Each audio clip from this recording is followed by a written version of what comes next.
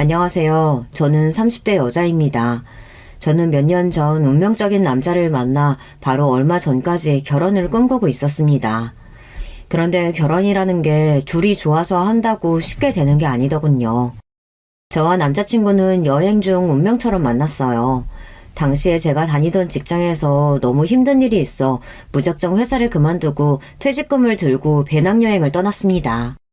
5년을 넘게 다닌 직장이었는데 하루아침에 그만둬 버렸으니 앞으로 나는 어떻게 살아야 하나 고민이 많은 시점이었죠. 그때 운명처럼 제 눈앞에 남자친구가 떡하니 나타난 거예요. 남자친구는 외모며 성격까지 제 이상형이었습니다. 거기다가 이름만 대면 누구나 다 아는 외국계 회사를 다니고 있었어요. 남자친구네 회사는 연차가 쌓이면 1년에 한 달도 휴가를 쓸 수 있어서 당시에 남자친구는 회사에 휴가를 내고 한 달 동안 혼자 배낭여행을 할 계획이라고 하더군요. 저와 남자친구는 인도에서 만났습니다. 둘 다 혼자 여행한 지 2주 정도 넘었을 때 만난 거라 때마침 혼자인 게 외로워질 때쯤이었어요. 그런 상황에 말이 통하는 같은 나라 사람을 만났으니 둘 다 너무 신나서 밥을 먹으며 몇 시간을 쉬지 않고 떠들었어요. 그날 이후 남편과 저는 둘이 눈이 맞아 매일 만났습니다. 그거로도 모자라 그날 이후 3주 동안을 함께 여행을 다녔어요. 처음 만난 남자와 함께 여행을 다닌다는 게 지금 생각해보면 미친 생각이었지만 당시에는 너무 좋기만 했어요. 사람이 함께 여행을 다녀보면 서로가 맞는지 안 맞는지 단번에 알 수 있거든요. 저와 남자친구는 한 달가량을 함께 여행하는 동안 단 한 번도 싸운 적이 없이 잘 지냈습니다. 남자친구가 휴가를 끝내고 한국으로 돌아가기 전 남자친구는 저에게 고백을 했어요. 함께 한국으로 돌아가자고요. 사실 저는 2-3달 더 여행을 할 생각이었는데 남자친구의 고백을 듣자마자 마음이 바뀌었습니다. 여기서 제가 남자친구의 고백을 거절하면 2-3달이나 남자친구를 만나지 못하는데 상상만 해도 너무 아쉬웠거든요.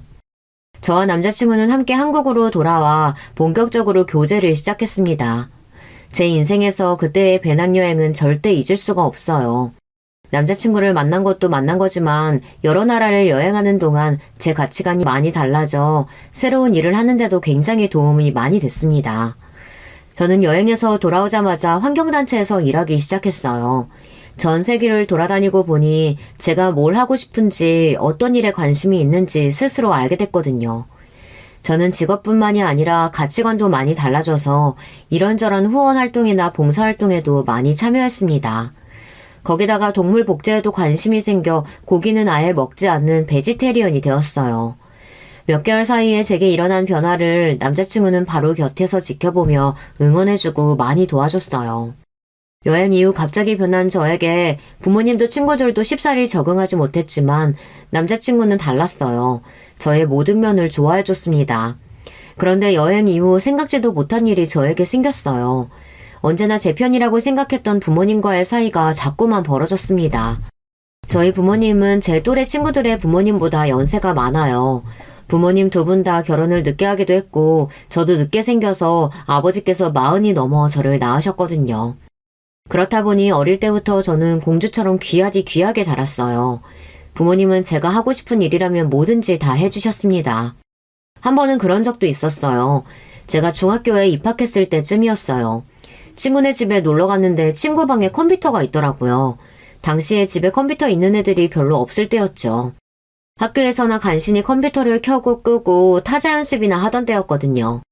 그런데 그때 저는 친구 방에 있던 그 컴퓨터를 본 순간 너무 갖고 싶었습니다. 굳이 필요한 것도 아닌데 나는 없고 친구만 있다는 게 그냥 화가 났어요.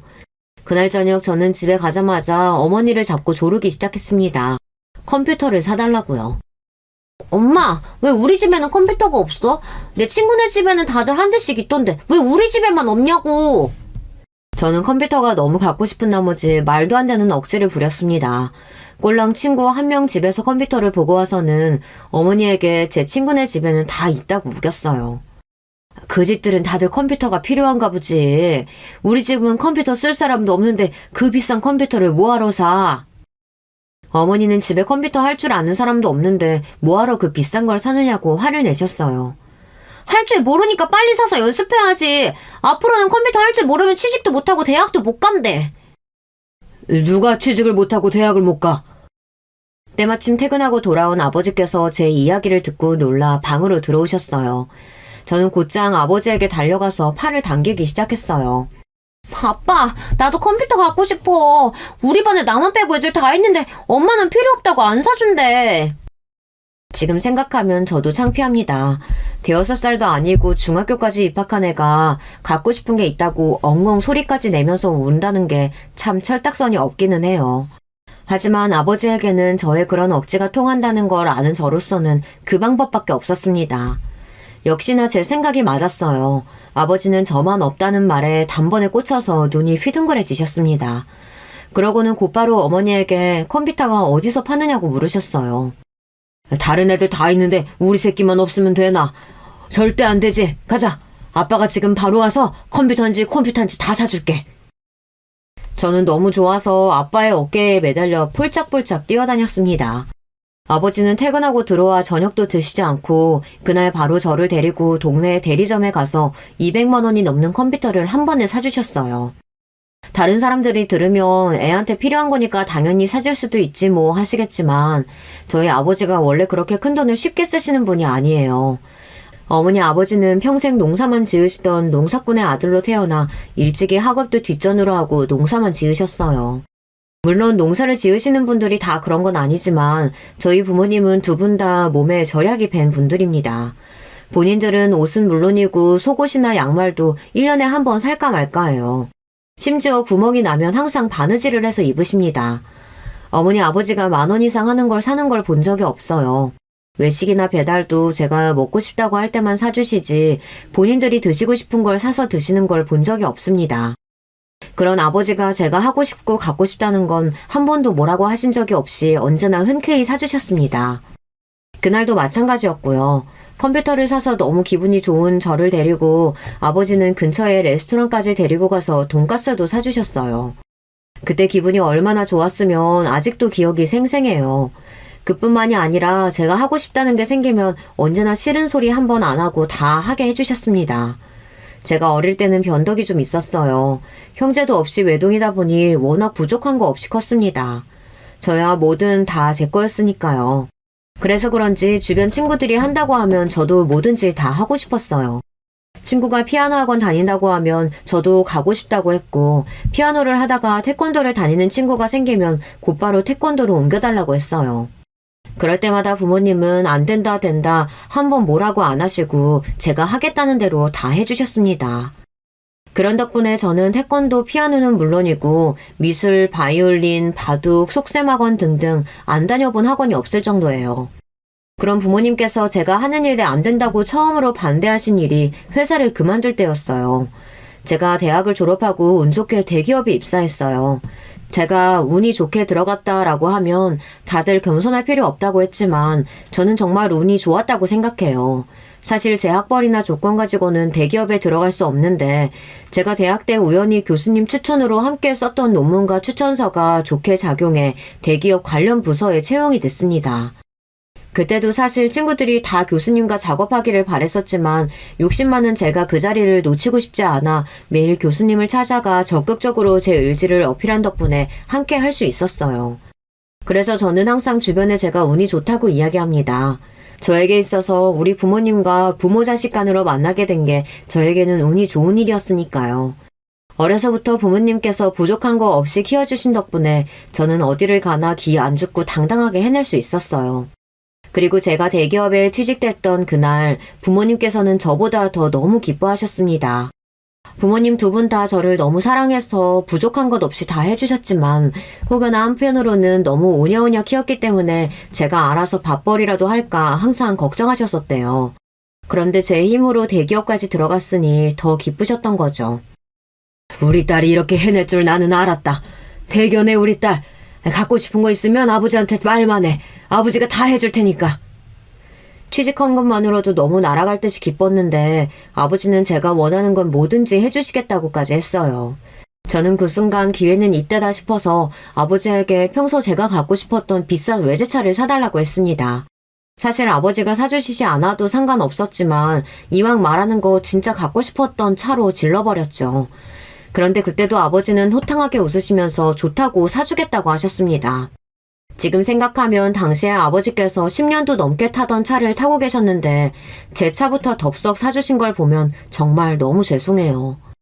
우리 하나밖에 없는 딸내미가 취직했는데 당연히 아빠가 차 한 대 뽑아줘야지. 가자. 아버지가 바로 사줄게.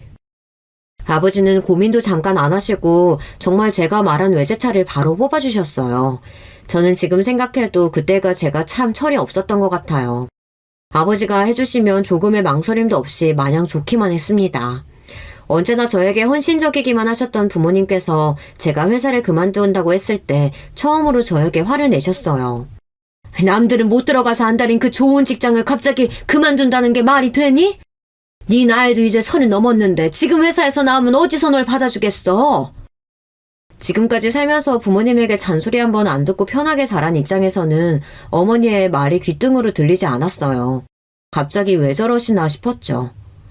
엄마 말대로 남들은 들어가고 싶어도 못 들어가는 그 좋은 직장에서 5년 넘게 버텼는데 다른 회사에서 나를 왜 안 받아줘?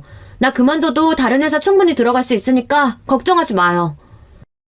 당장 다른 회사로 이직할 생각이 있었던 건 아니지만 어머니께서 제 앞날에 대해 너무 걱정하시니 안심시키려고 저도 그냥 한 소리였습니다.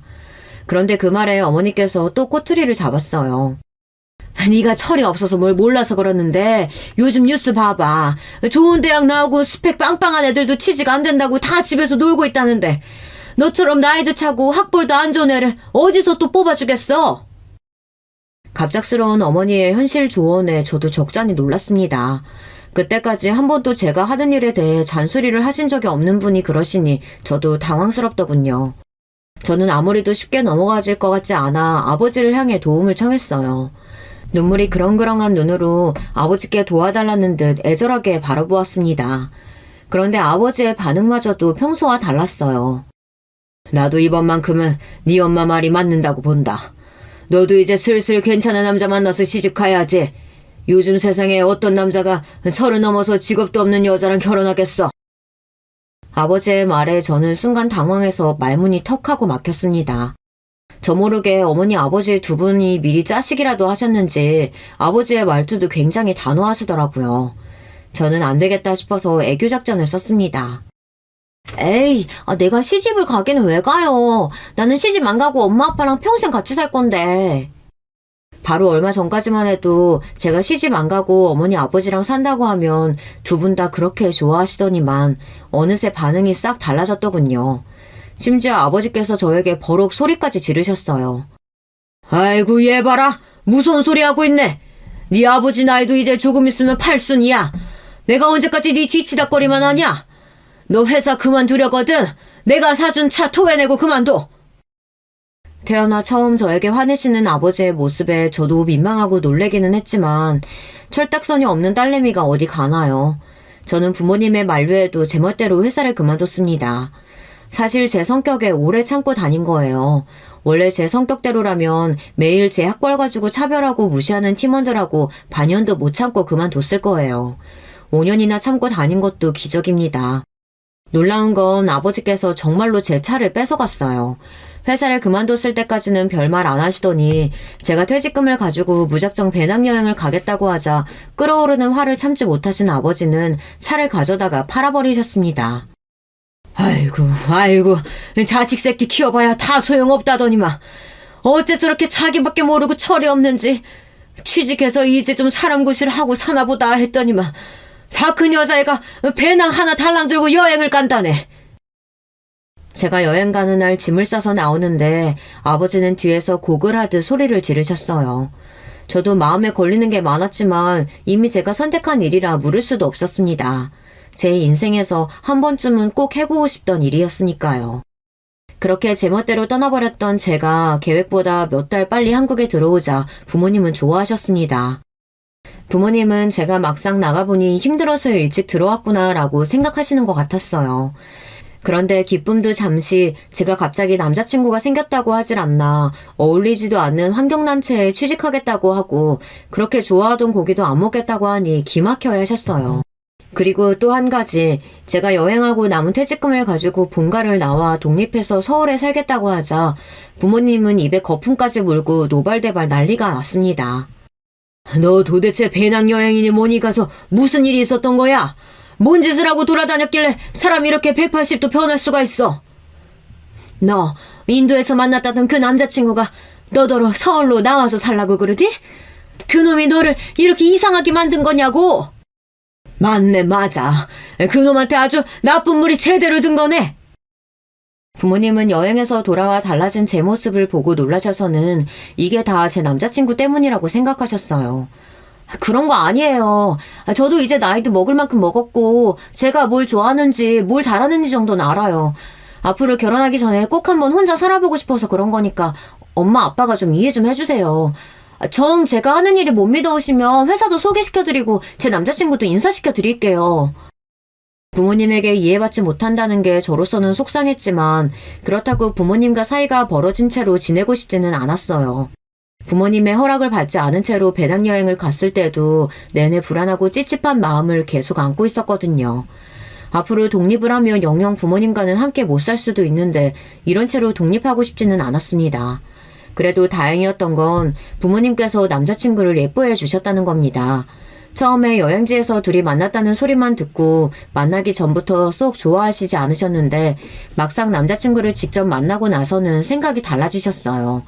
아무래도 남자친구가 인물도 좋고 성격도 좋은데다가 학벌에 직장까지 뭐 하나 빠지는 게 없었거든요.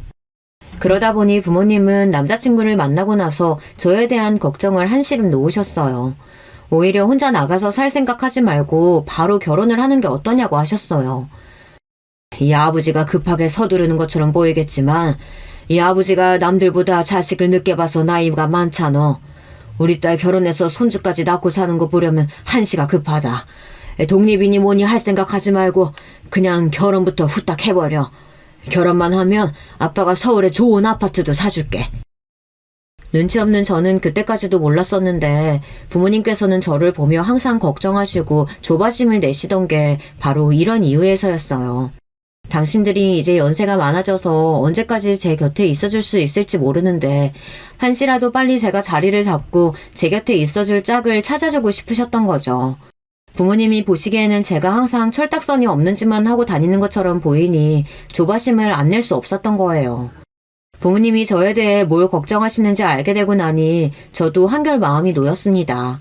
그때부터는 부모님이 안심하실 수 있도록 제가 하루빨리 자리를 잡고 남자친구와 결혼할 수 있게끔 노력하는 게 중요했어요. 그런데 세상 일이라는 게 정말 제 뜻대로 되지를 않더군요.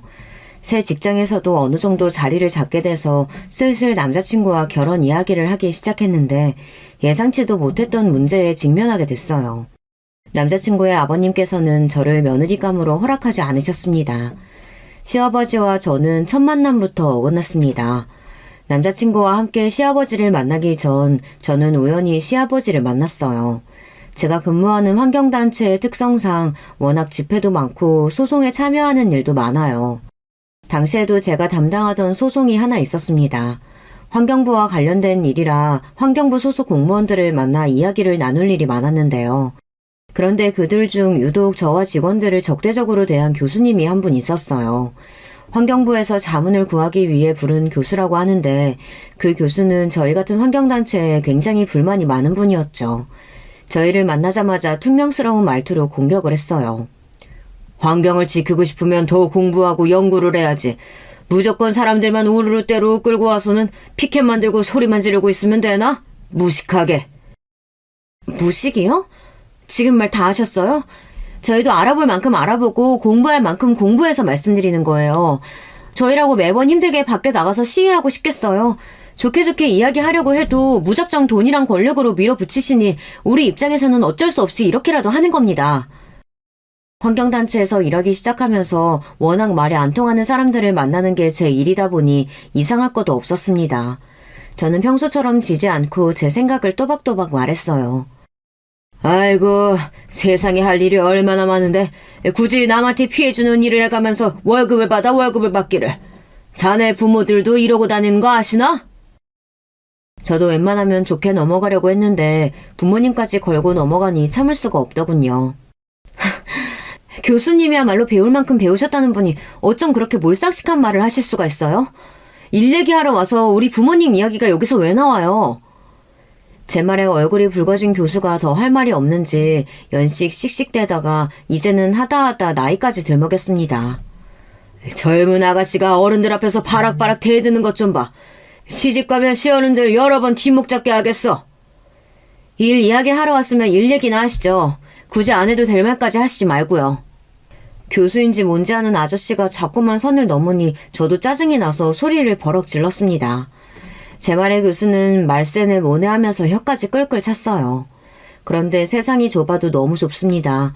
그 이후로 다시는 볼 일 없을 줄 알았던 그 교수님을 다시 만나게 됐어요. 그것도 남자친구의 본가에 인사를 드리러 갔다가 남자친구네 집 거실에서 떡하니 마주쳤습니다. 바로 그 교수님이 제 남자친구의 아버지였어요. 남자친구와 연애하는 동안 부모님 이야기는 거의 하질 않아서 남자친구의 부모님에 대한 정보가 전혀 없었는데요. 남자친구의 아버지가 대학 교수인 줄은 꿈에도 모르고 있었습니다. 예비 시아버지께서 제발 절 못 알아보시길 바랬는데 그럴 리 없었습니다. 예비 시아버지는 저를 보자마자 바로 알아보셨어요. 더군다나 제 인사도 받지 않으시고 저와 제대로 된 이야기도 나눠보지 않고 그대로 저에게 돌아가라고 하셨어요. 오준성, 너는 그 좋은 대학에 남들 다 부러워하는 직장까지 다니는 놈이 어디서 저런 여자를 데리고 왔어? 사람이 하나를 보면 열을 안다고 했다. 난 어른 공경할 줄 모르는 저런 몰상식한 여자 며느리로 볼 생각 없으니까 당장 데리고 나가. 아버지, 다짜고짜 그게 무슨 소리예요. 우리 소라에 대해 아는 것도 없으시면서 보자마자 이러시면 어떡해요. 남자친구야 도무지 어떻게 된 영문인지 알 리 없었지만 저야 누구보다 잘 알고 있었습니다. 제발 저를 잊으셨길 바랬지만 그런 기적은 일어나지 않았어요. 저와의 첫 만남이 엉망이었던 만큼 시아버지는 저를 보자마자 내쳤습니다. 저는 어떻게든 시아버지에게 말이라도 붙여보려고 했지만 소용없었어요. 시아버지는 이미 제 얼굴도 쳐다보질 않으셨거든요. 그날 저는 너무 우울하고 힘들어서 남자친구와 저녁을 먹으며 펑펑 울었어요. 저에게 왜 이런 일이 생긴 건지 너무 속상해서요. 반면 남자친구는 이러고 있을 때가 아니라고 했습니다. 저와 시아버지의 일을 듣게 된 남자친구는 어떻게든 시아버지의 마음을 돌릴 방법을 생각해내야 한다고 했어요. 자기도 힘들겠지만 우리가 결혼하기 위해서는 반드시 이겨내야 할 문제야. 우리 실망하지 말고 어떻게든 아버지 마음 돌려보자. 나 자기 없으면 못 사는 거 알잖아. 나도 자기랑 꼭 결혼하고 싶어. 근데 내가 노력한다고 해서 아버님께서 날 허락해 주실까? 그럼 우리 아버지 말은 저렇게 차갑게 하셔도 자식 일에 그렇게 독하게 구실 분 아니야. 우리가 노력하면 분명히 받아주실 거야. 남자친구에게는 알겠다고 시아버지의 마음을 돌리기 위해 나도 노력해보겠다고 했지만 사실 저는 자신이 없었어요. 남자친구네 집에서 예비 시아버지를 처음 만났을 때 저를 바라보던 차갑고 매몰찬 눈빛이 제 가슴 깊숙이 박혀버렸거든요. 사실 일을 하다 보면 문제가 생길 수도 있고 다투게 될 수도 있는 건데 당시에 보았던 저의 단편적인 모습만 보고 그 정도로 매몰차게 구시니 제가 뭘 어떻게 해야 할지 감이 잡히질 않았습니다. 저는 우선 남자친구가 원하는 대로 해보기로 했어요. 저와 남자친구는 주말마다 남자친구네 집에 놀러 갔어요. 특별히 오라고 초대를 받은 것도 아니지만 계속해서 아버님과 부딪혀보기 위해 얼굴에 철판을 깔고 갔습니다. 그나마 다행인 건 남자친구의 어머님, 예비 시어머니께서는 저를 미워하지 않으셨다는 겁니다. 아버님께 제 이야기를 들으셨을 텐데도 저에게 잘해주셨어요. 우리 준성이가 좋다고 하는 여자면 나는 무조건 찬성이야. 그러니까 준성이 아버지가 좀 무뚝뚝하게 굴어도 기죽지 말고 자주 놀러와요. 얼굴 자주 보다 보면 미운정이라도 생기겠지. 예비 시어머니께서는 겁먹을 필요 없다고 기운 내라고 항상 제 편을 들어주셨어요. 두 분 중 한 분이라도 제 편을 들어주셔서 기분이 좋기는 했지만 제 앞에서 저를 대놓고 무시하는 분에게 기죽지 않는다는 게 말처럼 쉽지만은 않았습니다. 특히나 저처럼 어릴 때부터 부모님에게 사랑을 듬뿍 받고 큰 사람이 견디기엔 쉽지 않았어요. 그러던 어느 날이었습니다. 그날도 주말을 맞이하여 어김없이 남자친구네 본가에 놀러 갔습니다. 그런데 가는 날이 장날이라고 마침 남자친구도 회사에 일이 생겨 좀 늦는다고 해서 저만 갔어요. 댁에 어머님도 약속이 있으신지 안 계시더라고요. 초인종을 누르자 아버님이 나오셨는데 저를 보자마자 미간을 구기셨어요. 그러더니 연락도 없이 왜 자꾸 오느냐고 툴툴거리셨죠. 저는 애써 미소를 지으며 친해지고 싶어서 왔다고 애교를 부렸습니다. 그런데 아버님은 제 얼굴도 제대로 쳐다보지 않으셨어요. 저는 어쩌면 이게 기회일지도 모른다는 생각이 들었습니다. 평소에는 어머님의 남자친구까지 있어서 아버님께 먼저 말을 걸 거리를 찾지도 못했었는데 오늘은 단둘뿐이니 오히려 말을 걸기가 수월할 것 같았어요. 어머님 어디 나가셨나 봐요. 점심시간 때 다 됐는데 식사는 하셨어요? 저는 최대한 밝은 얼굴로 식사를 하셨는지 여쭤봤습니다. 안 드셨으면 제가 뭐라도 해드리고 싶어서요. 점심 차려준다고 장 보러 간 사람이 왜 아직도 안 와? 배고파 죽겠네. 아버님은 저에게 들릴 듯 말 듯한 목소리로 혼잣말을 하셨습니다. 아무래도 지금까지 저에게 차갑게 구신 게 있는데 대뜸 제가 한 밥을 얻어먹기는 민망하셨겠죠. 저는 이때다 싶어 제가 맛있는 걸 해드리겠다고 했습니다.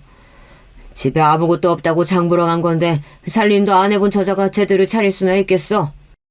아버님은 제가 못 믿었다는 듯 혀를 끌끌 차셨습니다. 눈빛에는 니까짓게 뭘 하냐라는 느낌이 깔려 있었죠. 저는 주방으로 들어가 바로 시어머니의 앞치마를 메고 냉장고를 열었습니다. 역시나 냉장고에는 기본 반찬들과 채소들만 잔뜩 있었어요. 저도 나름 혼자 독립해 살아온 지도 꽤 됐고 남들과 다른 베지터리언으로 살아온 지도 꽤 됐어요. 그러다 보니 웬만한 식사는 거의 다 제가 직접 만들어서 먹습니다. 저는 냉장고에서 꺼낸 재료들로 대충 카레와 된장국을 후딱 끓여 상을 차려냈어요. 그러고는 아버님께 식사하시라고 불렀습니다. 아버님은 제가 차린 음식을 보고 영 못마땅하다는 듯 구셨지만 시장하긴 하신지 자리에 앉으시더군요. 그래도 한술 떠서 드시고는 나쁘지 않으신지 카레 한 그릇을 다 비우셨어요. 그 모습을 보고 있자니 저도 괜히 기분이 좋아 들뜨고 말았습니다. 그래서 굳이 안 해도 될 말을 하고야 말았어요. 고기 안 들어가도 드실만 하시죠? 오히려 고기가 안 들어가면 채소에서 나오는 단맛이 더 잘 느껴져서 좋다니까요. 사실은 제가 고기를 안 먹거든요. 사람들은 고기 안 먹는다고 하면 매일 풀떼기만 먹고 사는 줄 아는데 생각보다 먹을 수 있는 게 많아요. 이런 건강한 요리법 제가 많이 아니까 다음에도 제가 또 해드릴게요. 밥 한 끼 같이 먹었다고 네가 나랑 친해진 줄 아나 본데 전혀 아니거든. 안 그래도 너처럼 환경이니 뭐니 유난 떠는 애들 꼴도 보기 싫었는데 이제 보니 너 고기도 안 먹는 베지터리언인가 보구나. 아무튼 꼴 같지도 않은 게 별 꼴값을 다 떨어요. 어떻게 된 게 마음에 드는 구석이 하나도 없어. 저는 할 만큼 했습니다. 저라고 저 싫다는 사람한테 잘 보이겠다고 매주 쉬는 날까지 투자해서 이런 짓까지 하고 싶었겠어요. 이게 다 남자친구만 보고 꾹 참은 건데 저런 소리까지 듣고 있자니 속이 부글부글 끓었습니다. 저는 도저히 화가 나서 얌전히 참을 수가 없었어요. 결국엔 또 참지 못하고 언성을 높이고 말았습니다. 아버님은 교수님이라는 분이 어쩜 그렇게 편견으로 가득하세요? 제가 하는 일이든 제 음식 취향이든 제 마음이지 아버님이 무슨 자격으로 꼴값이니 뭐니 지적을 하시는데요.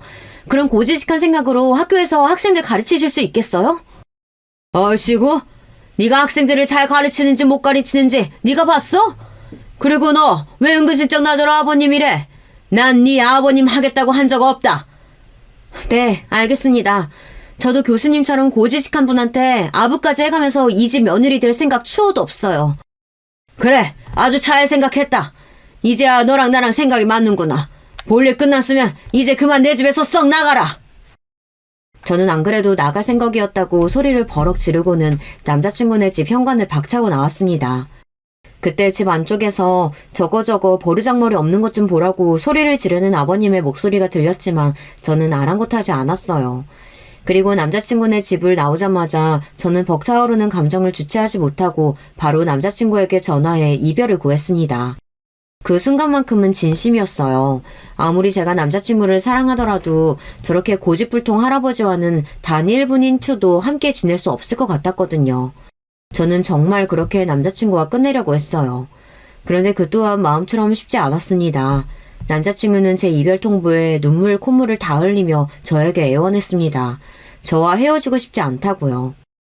나도 자기랑 이런 식으로 헤어지고 싶지 않았어. 그런데 나도 우리 집에서는 귀하디 귀한 외동딸이야. 아무리 생각해도 내가 자기 아버지한테 이런 취급받는 걸 우리 부모님이 아시면 이 결혼 절대 하지 말라고 하실 거야. 나도 어렵게 결정한 거니까 이해해줘. 안 돼, 자기야. 우리 끝까지 함께 하기로 했잖아. 우리 아버지가 자기한테 너무한 거 알아. 지금부터는 내가 알아서 해결할 테니까 자기는 제발 기다리기만 해줘. 남자친구는 지금 순간부터는 자기가 다 알아서 할 테니 제발 헤어지자고만 하지 말아달라고 했습니다. 본인이 집을 나오든 아버지와 인연을 끊든 어떻게든 저와 결혼하겠다고요. 사실 그때까지만 해도 저는 남자친구의 말을 100% 믿지 않았어요. 제가 아는 남자친구는 워낙 순하고 화도 낼 줄 모르는 사람이에요. 저를 만나기 전까지 부모님의 말씀을 거역해 본 적이 한 번도 없다고 했습니다. 그런 사람이 아무리 제가 좋아도 하루아침에 아버지께 반기를 들고 집을 나오는 건 말도 안 된다고 생각했어요. 그런데 믿기지 않는 일이 벌어졌습니다. 제가 남자친구에게 헤어지자고 한 지 한 달 정도 지났을 때였어요. 남자친구가 결혼 허락을 받아왔습니다. 저는 도저히 믿기지 않아 이게 어떻게 된 일이냐고 꼬치꼬치 물었어요. 그런데 일은 생각보다 간단했습니다. 정말 남자친구가 짐을 챙겨 집을 나와버렸답니다. 편지 한 장 덜렁 써놓고요.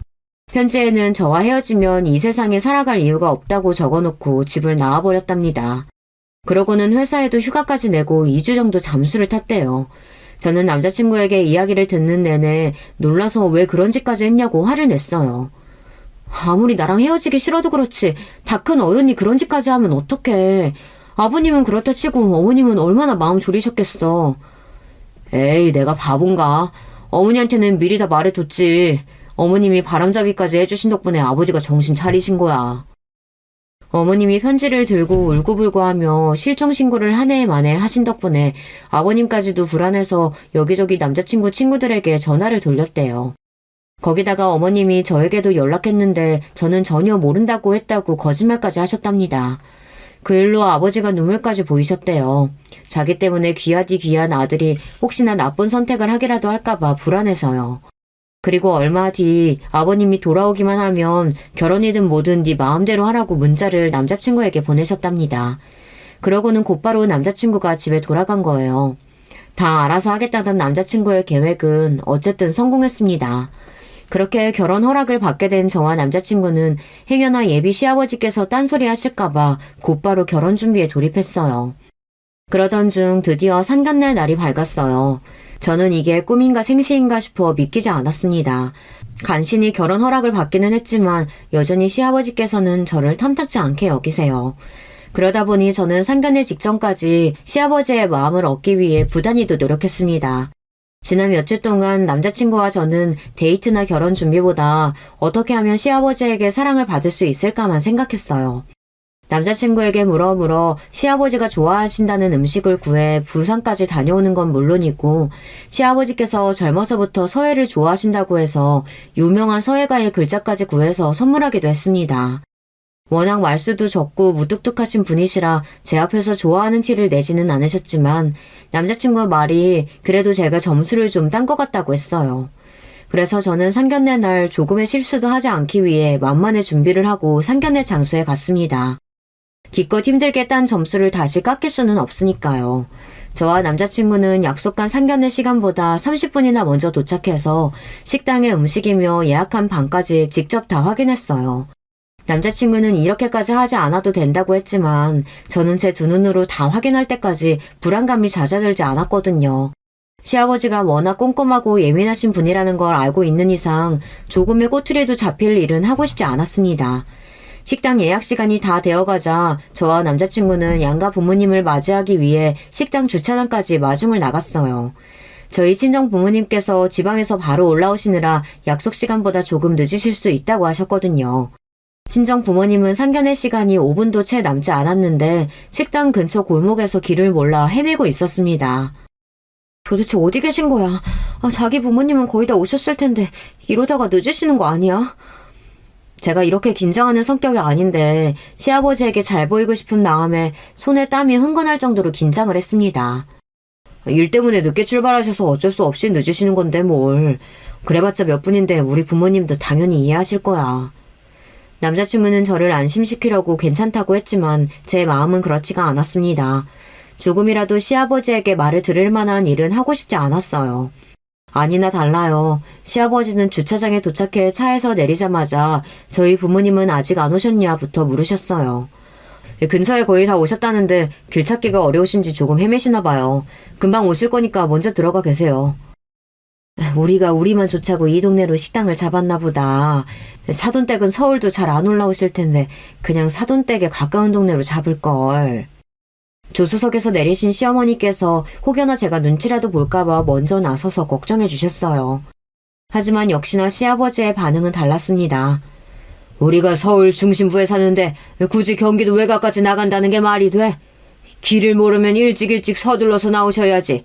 배고픈데 한참 기다리게 생겼네. 시아버지께서는 배고파 죽겠는데 저희 부모님께서 늦으셔서 밥도 제때 못 먹게 생겼다고 투덜거리면서 미간을 찡그렸어요.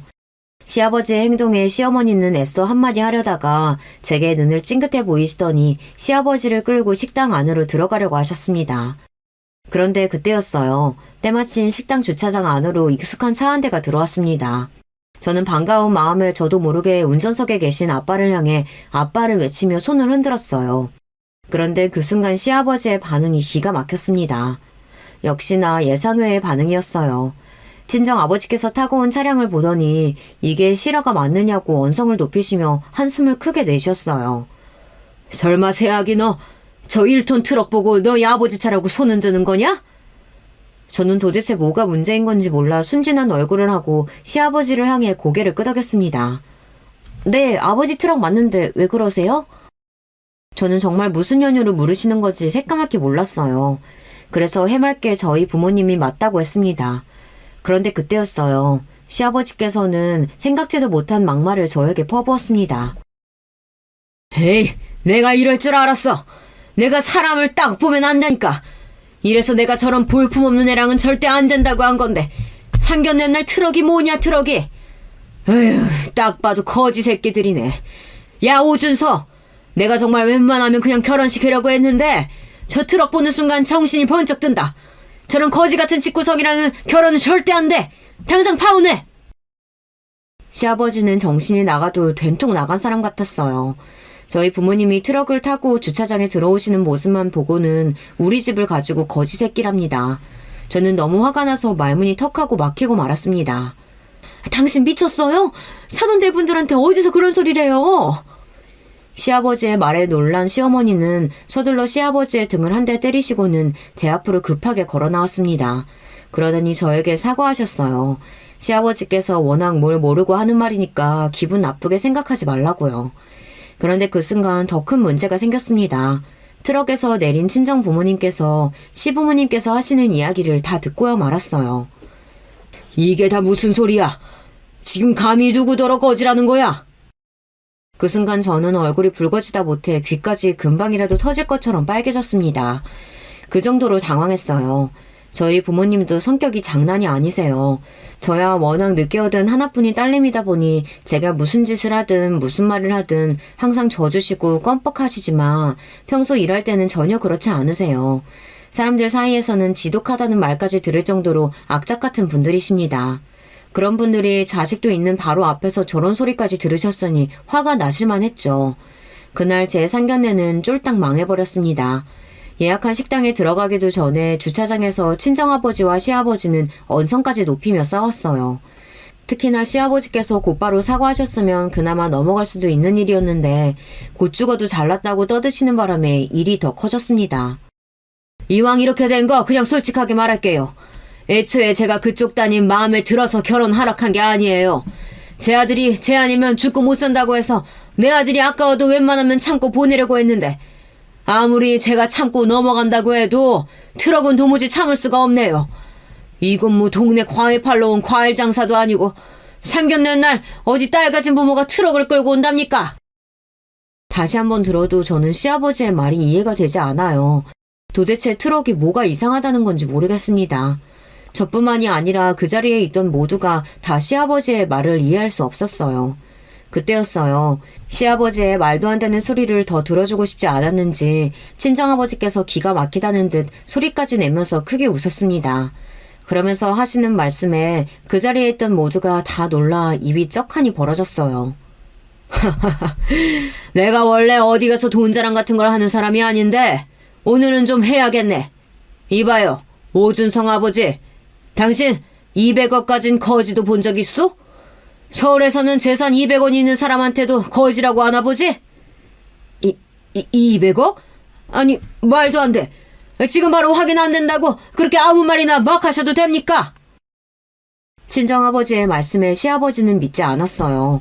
200억이 네 집 개 이름이냐며 말도 안 된다고 하셨죠. 그러자 친정아버지는 한 번 더 코웃음을 쳤어요. 아이고, 내가 멀쩡한 밥 먹고 와서 굳이 거짓말을 뭐하러 한대. 우리 부모님이 돌아가시기 전에 나한테 물려준 땅이 있거든. 그거 팔아서 내가 딱 20년 전에 강남에 건물을 올렸는데 그게 요즘 시세로 하면 딱 200억이 넘는다네. 강남에 건물이 있다고요? 아니 근데 왜 저런 낡은 트럭을 몰고? 친정아버지의 말에 시아버지는 말도 제대로 잊지 못했습니다. 그 모습에 저와 남자친구가 순간 눈이 마주쳤는데 도무지 기가 막혀서 웃음을 참을 수가 없었어요. 저기요 사돈, 아무리 우리가 오늘 자식들 일로 처음 만나는 사이라도 그렇지 나이도 먹을 만큼 먹을 양반이 지킬 건 좀 지키면서 삽시다. 설마 우리가 트럭 좀 몰고 왔다고 없는 집인 줄 알고 거지 같은 집은 어쩌고 하면서 내 딸이랑 결혼 못하게 하려고 하신 거예요? 시아버지의 몰상식한 모습에 참다 못한 어머니도 나서서 소리를 높였습니다. 사돈 너무 죄송합니다. 이 사람이 평생 공부만 한 사람이라 이렇게 세상 물정에 어두워요. 두 분이 너그러운 마음으로 제발 한 번만 용서해 주세요. 아이고, 잘못은 바깥사돈이 했는데 사과를 왜 안사돈이 하세요?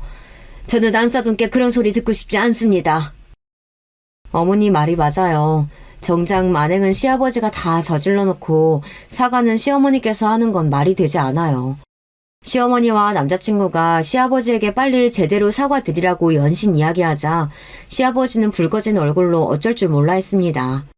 그 지경까지 됐는데도 시아버지는 말도 한마디 못하고 우물쭈물하고 있었어요. 그 순간 성질 급한 저희 친정아버지가 가만히 계실 리 없었습니다. 친정아버지는 바로 저와 어머니를 불렀어요. 에이, 텄다 텄어. 나도 저런 몰상식한 양반하고는 사돈 맺을 생각 없으니까 우리도 결혼 파투내자 파투내. 아이 배고파. 오랜만에 서울 왔는데 우리 건물에 있는 스테이크나 썰러 가자. 아버지는 더 할 말이 없다면서 상견례고 뭐고 빨리 가자고 했습니다. 저는 어떻게 해야 할지 몰라 당황한 얼굴로 남자친구만 바라봤어요. 당황하기는 남자친구도 마찬가지다 보니 남자친구가 저희 아버지 손을 덥석 잡으며 제발 한 번만 더 생각해달라고 사정을 했습니다. 그때였어요. 시아버지께서 아무래도 안 되겠다 싶으셨는지 저희 친정 부모님에게로 한 발 한 발 다가갔습니다. 미안합니다. 제가 경솔했어요. 트럭이든 뭐든 잘 알지도 못하면서 함부로 얘기하는 게 아닌데. 뭐라고요? 죽음 전에 거지 어쩌고 하면서 소리 버럭버럭 지르던 사람은 어디 가고 혼자 쥐새끼처럼 중얼중얼거린답니까? 그 와중에 아버지는 하나도 들리지 않는다면서 귀를 파는 신용까지 하셨어요. 그러자 시아버지는 큰 결심을 한 듯 허리까지 숙이며 친정 부모님 앞에 다시 한번 사과했습니다. 거참 미안합니다. 제가 경솔했어요. 다시는 새아기나 사돈한테 함부로 얘기하는 일 절대 없을 거예요. 시아버지의 모습에 친정아버지는 씩 미소를 지어 보였습니다. 저는 평소 친정아버지 성격이라면 이 정도에서 넘어가 주실 줄 알았는데 전혀 아니었어요. 사과를 하시니 제가 사과를 받기는 하겠습니다만 결혼은 다른 문제네요. 사람은 하나를 보면 열을 안다는데 우리 귀하디 귀한 외동딸을 그쪽처럼 막무가내인 시아버지가 있는 시댁에 보낼 수야 없죠.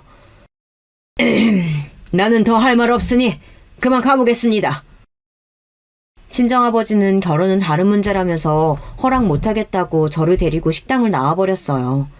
그 일로 저와 남자친구는 상견례 날 생이별을 하게 됐습니다. 상견례도 못하고 돌아오는 길 저는 아버지와 어머니에게 남자친구를 너무 좋아한다고 이야기했어요. 헤어지고 싶지 않다고요. 아버지도 어머니도 좋아하는 사람과 결혼해야 한다는 건 동의하셨지만 아무래도 시아버지 자리가 별로라면서 저에게 한 번 더 생각해보라고 하셨습니다. 네가 절대 못 헤어진다고 우기면 우리도 할 수 없이 허락해야 하겠지만 우선 시간을 두고 조금 지켜보자. 그 시아버지 자리가 후회하고 정말 변한다고 하면 그때에도 늦지 않아. 아버지는 이런 일까지 있었으니 시아버지도 후회하고 앞으로는 정말 저에게 좋은 시아버지가 되어주겠다고 사정사정하면 그때 결혼해도 늦지 않답니다. 하지만 이런 일을 겪고도 안 변하고 그대로면 그때는 정말 결혼은 다시 생각해야 한다고 하셨어요. 얼마 뒤 다행인지 불행인지 시아버지께 따로 연락이 왔습니다. 저와 따로 만나 제대로 사과를 하고 싶다고 하셨어요. 그날 잘 들어갔니? 부모님께서 화가 좀 풀리셨는지 모르겠다.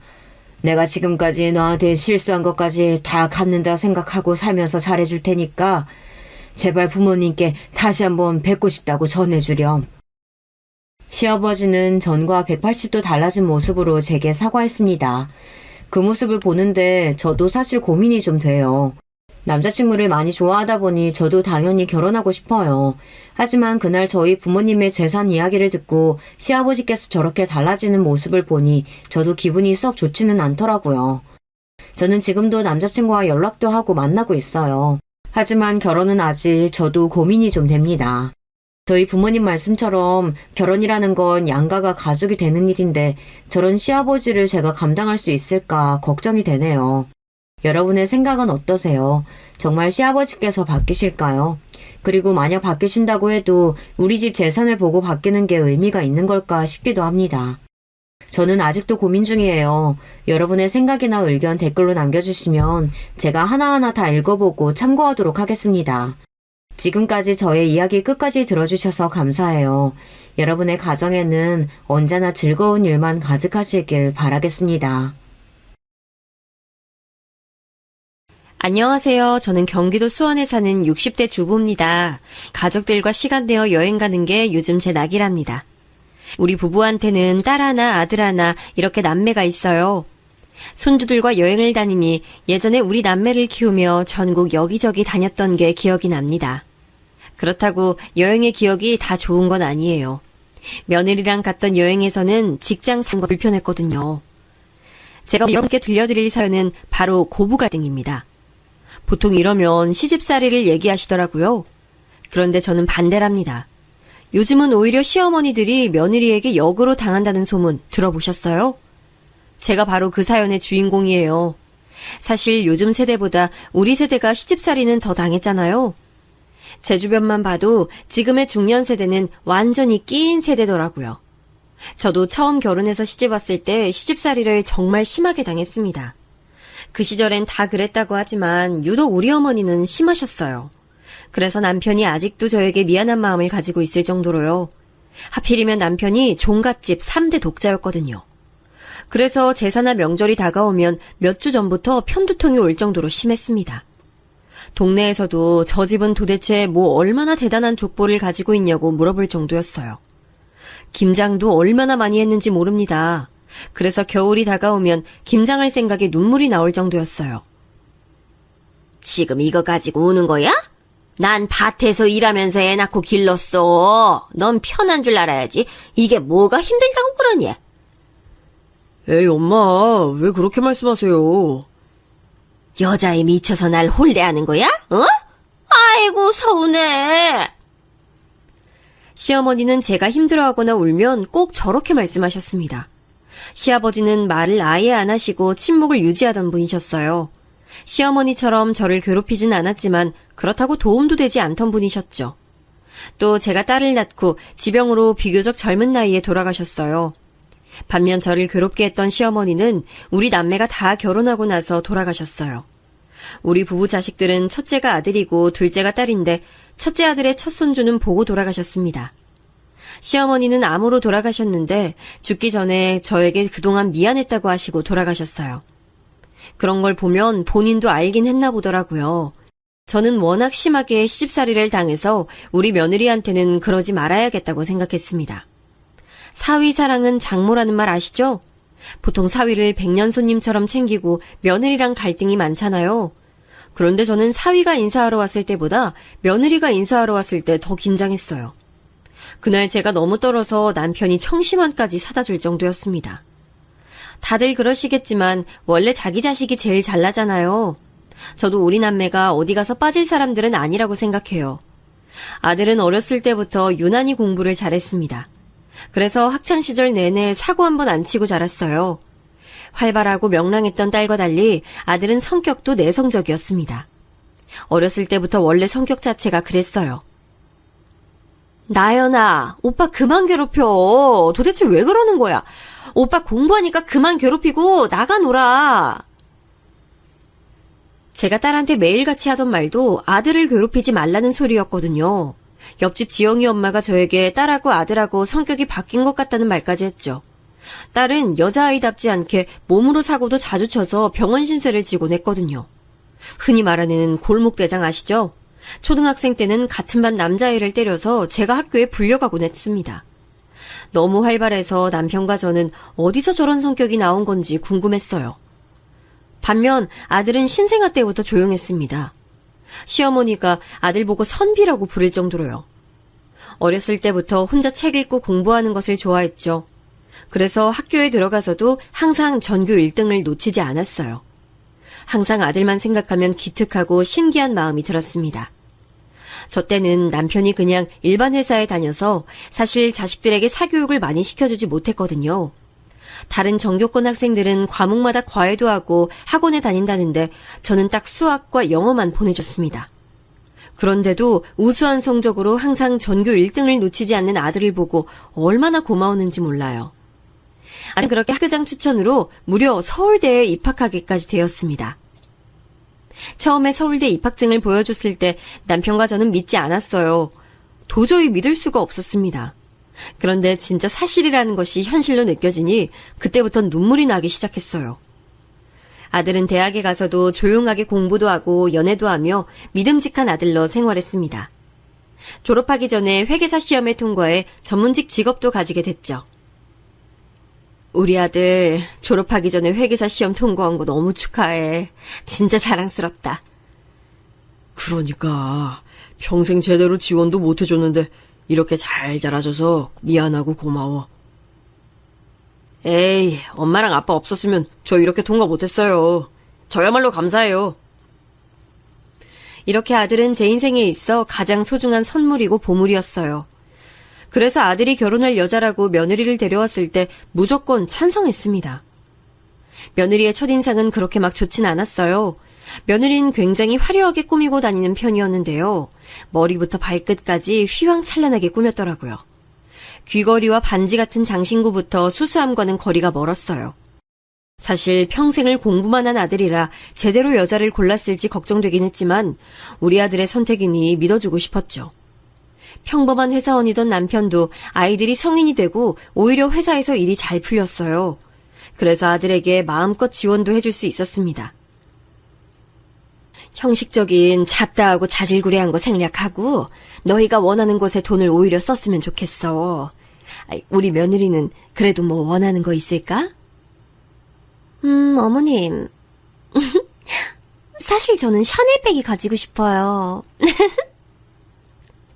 아, 그래. 그럼 그건 우리가 선물로 해줄게. 또 원하는 거 있으면 얘기해봐. 어머, 감사합니다. 결혼 전에 저는 아들과 며느리가 진심으로 행복하길 바랐어요. 그래서 남편과 많은 돈을 투자해 서울 노른자 땅의 아파트도 아들 명의로 얻어줬습니다. 이 밖에 며느리가 집안 형편이 그리 좋지 않다는 사실을 알고 있었어요. 그래서 최대한 부담 가지지 않게 노력했죠. 우리 딸한테도 사준 적이 없는 샤넬백도 사줬습니다. 며느리는 그럼 무엇을 들고 왔냐고요? 아무것도 들고 오지 않았어요. 심지어 다들 해온다는 혼수도 해오지 않았죠. 이 과정에서 제가 우리 딸하고 얼마나 싸웠는지 모릅니다. 엄마, 우리가 호구야? 왜 다 퍼주기만 하냐고. 잘난 건 우리 오빠가 잘났는데 도대체 왜 우리가 오히려 퍼주고 있어? 이왕 하는 결혼이고 개혼이니까 최선을 다하는 거지. 그리고 없는 사람한테 뭘 바래. 없는 사람이 오히려 대놓고 우리 집 재산 다 가져가고 있잖아. 나 이해 안 가. 세훈이 무슨 생각으로 저래? 애초에 결혼 조건부터가 안 맞아. 네 오빠가 좋다고 고른 사람이잖아. 우리가 이해해야지. 딸의 말이 무슨 뜻이냐면요. 사실 며느리는 좋은 직업을 가진 사람은 아니었습니다. 나중에 들었는데 서울대 나온 아들과 달리 며느리는 그냥 전문대를 나왔더라고요. 집도 잘 사는 편이 아니라 여유도 없었죠. 애초에 아들과 만나게 된 계기도 아들 회사의 사무보조로 일하다가 만났더라고요. 아들에게 적극적으로 들이댔다던데 그게 자그마치 3년이라고 합니다.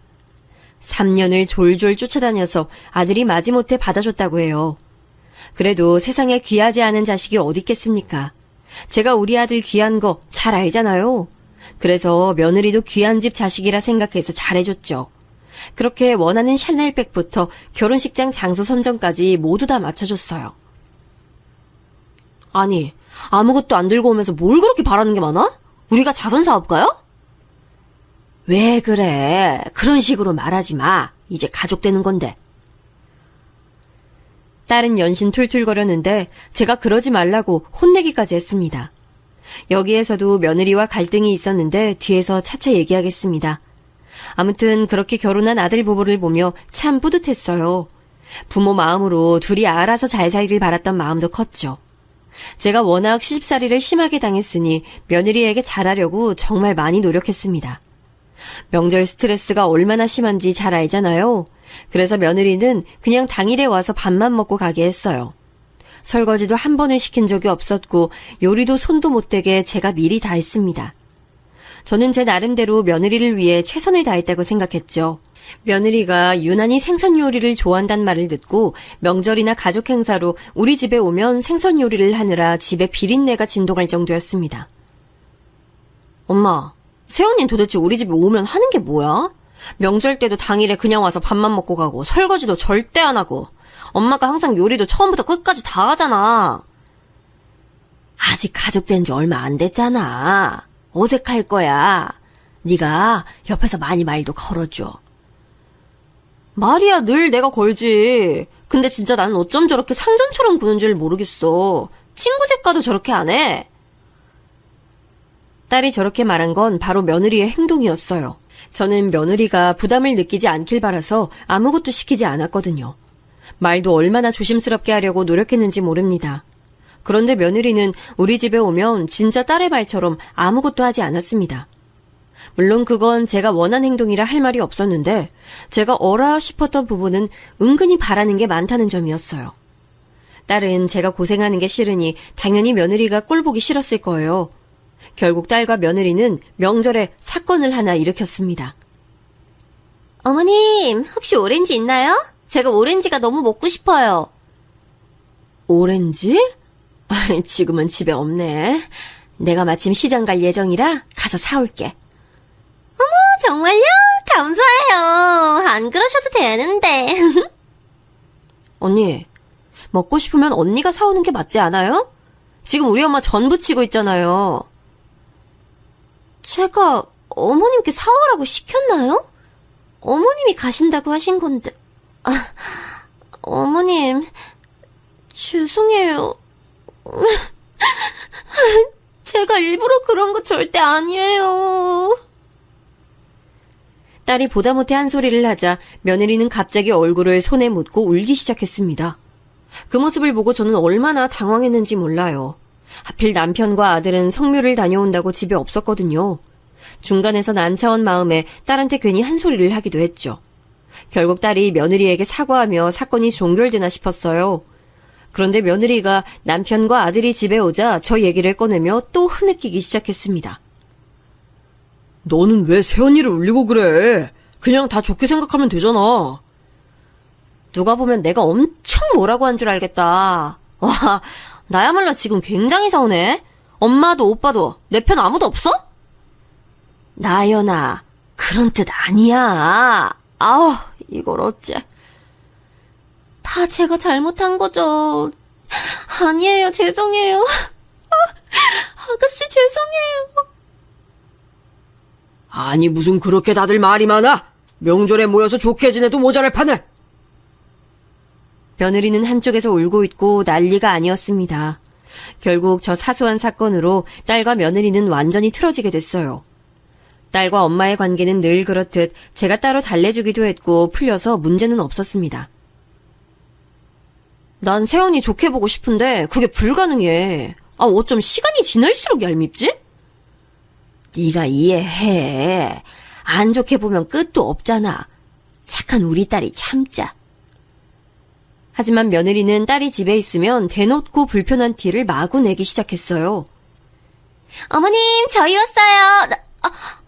어머, 아가씨도 계셨네요. 그러면서 차차 우리 집에 오는 발길을 줄이더라고요. 아들이 며느리가 바쁘다고 둘러대긴 했는데 사실이 아니라는 건 이미 알고 있었습니다. 왜냐하면 며느리는 결혼하고 바로 일을 그만뒀어요. 원래 몸이 좋지 않다는 핑계로 바로 집에만 있었거든요. 딸의 표현을 빌리자면 우리 아들이 버는 돈으로 펑펑 놀러 다니기 바빴습니다. 우리 집에 올 때마다 옷이며 신발이며 가방까지 죄다 명품이었거든요. 며느리와 딸의 관계는 딸이 결혼하며 그래도 조금 진정됐습니다. 딸은 대학에서 만난 남자친구와 졸업하고 바로 결혼했어요. 성실하게 대기업을 다니는 사위는 성격이 아주 좋았습니다. 집안도 상당히 여유 있었고 서글서글하니 보기 좋았어요. 비교하고 싶지 않지만 며느리랑은 확연히 다른 태도를 보이기도 했습니다. 장모님, 아우, 이거 혼자 다 하시고 계셨어요? 힘든데 왜 그러셨어요? 앞으로 제가 할 테니까 이런 거 하지 마세요. 사위는 제가 미리 명절에 음식을 해놓고 있으면 늘 그러지 말라고 했어요. 그러면서 집에 올 때 항상 한우와 고급 과일 세트를 사왔습니다. 그 모습을 보며 남편이 얼마나 좋아했는지 몰라요. 남편은 사실 며느리를 그렇게 마음에 들어 하진 않았거든요. 당신은 좋게 말하면 착하고 나쁘게 말하면 답답해. 물론 난 당신의 그런 선한 모습이 너무 좋아. 문제는 며느리 같은 사람이 그걸 악용한다는 거야. 제가 좋게 말하면 착하고 나쁘게 말하면 답답한 성격인데 남편은 며느리가 그걸 악용한다고 했습니다. 그렇게까지 하지 않아도 된다고 항상 옆에서 말해줬죠. 그래도 저는 마음의 변화가 없었어요. 문제는 제가 그렇게 계속 참으니 며느리가 확실히 저를 편하게 대하더라고요. 본격적인 문제는 2년 정도 지나고 발생했어요. 딸이 결혼해서 집을 나가고 남편도 주재원으로 발령이 나게 됐습니다.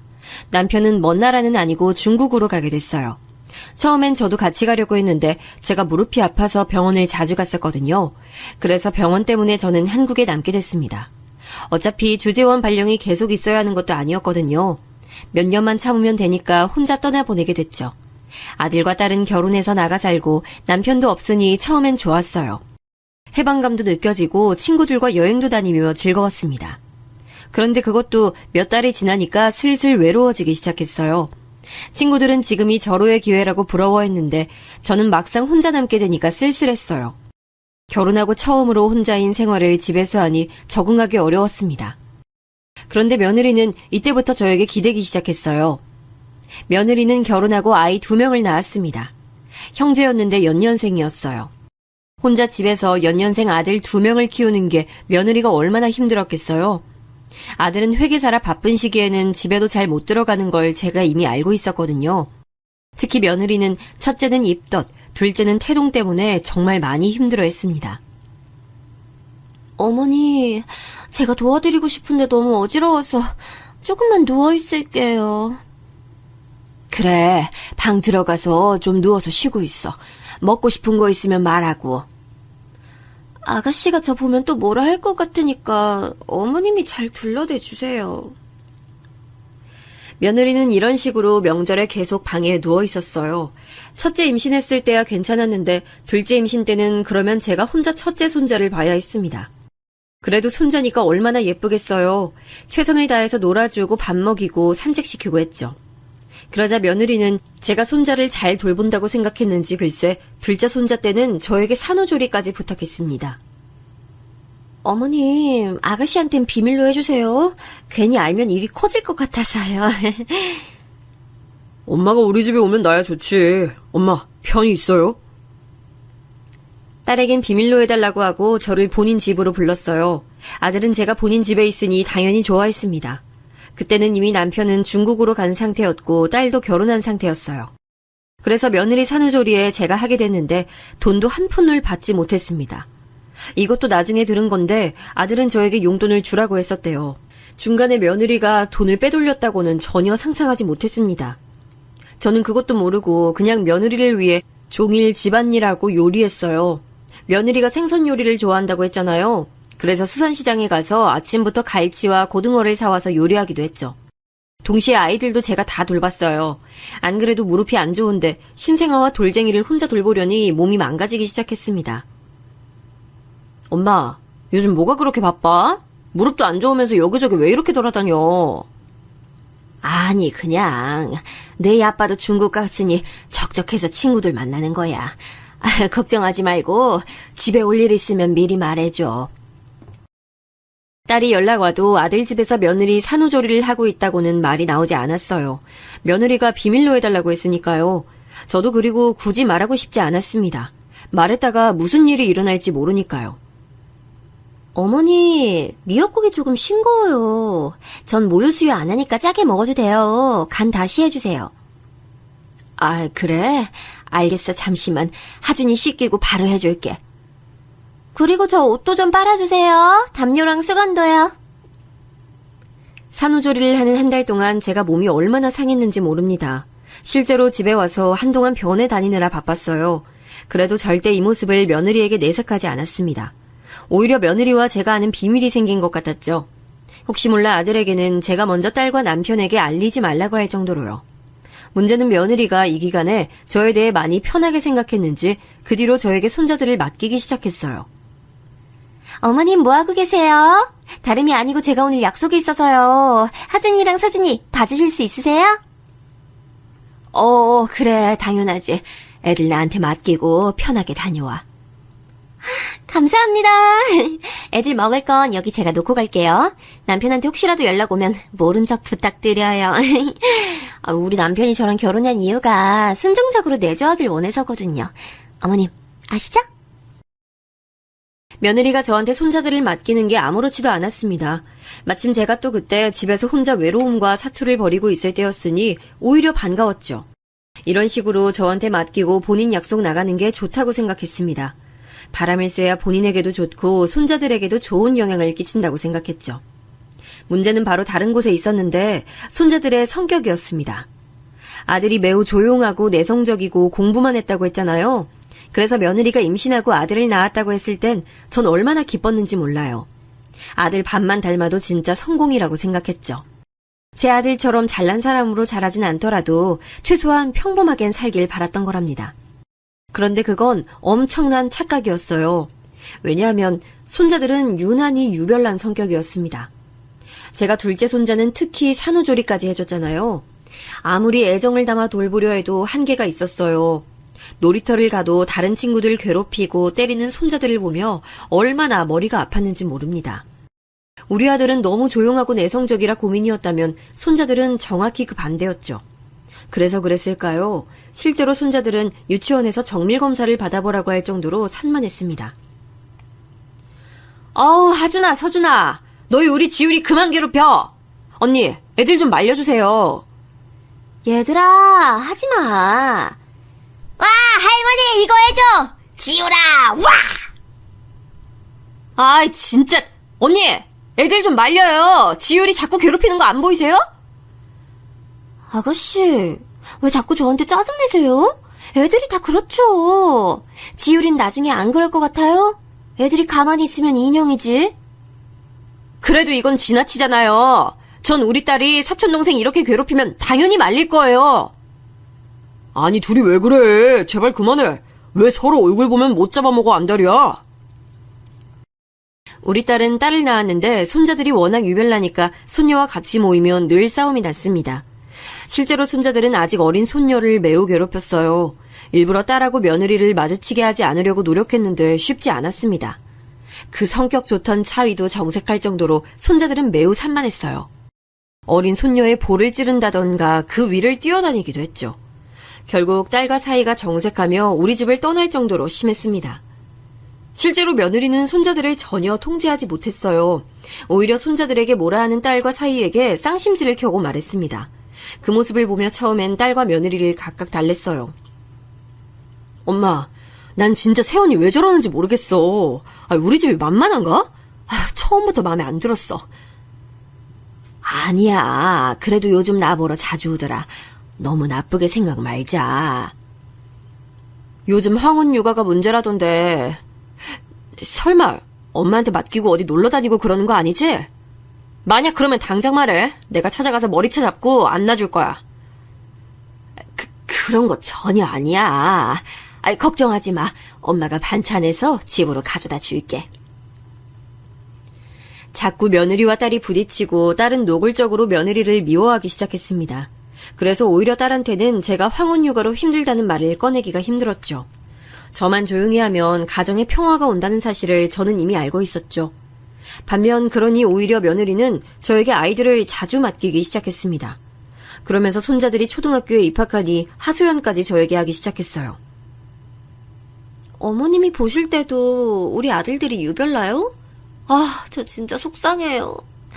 학교 담임쌤도 저한테 연락 와서 뭐라고 했는지 아세요? ADHD 같다고 검사 받아보라고 하셨어요. 선생님이 그렇게 말씀하신 거면 검사 받는 게 어때? 아니 물론 나야 우리 하준이랑 서준이 예쁘지만 그래도 선생님이 말씀하신 거면. 어머님도 우리 아이들 이상하다고 생각하시는 거예요? 아, 저 너무 속상해요. 아유, 아니야. 내가 말 실수를 했다. 미안해. 며느리는 우리 집으로 손자들을 거의 매일같이 데려왔어요. 그러면서 저에게 학교에서 이런 일이 있었다며 늘 하소연하기 시작했습니다. 저는 제 앞에서 울며 힘들어하는 며느리를 보니 더 도와주고 싶었어요. 그래서 최선을 다해 손자들을 돌보기 시작했습니다. 태권도 학원부터 미술, 공부방까지 제가 다 데리고 다녔어요.